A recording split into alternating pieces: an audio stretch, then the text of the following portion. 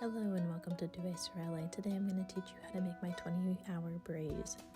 Shout out to my friend Val for the custom apron. I'm going to begin by peeling carrots. I save all of the trim from all my vegetables to make a compost stock.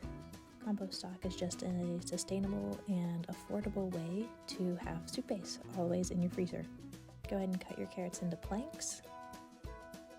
Julienne the carrots roughly, and roughly brunoise the carrots. Repeat the same thing to the leeks and the celery. These are clearly not precision cuts, and it's absolutely okay because they're just going to go into the sauce anyways. For the onion, you can see I'm not going to slice all the way through. This helps make the mince.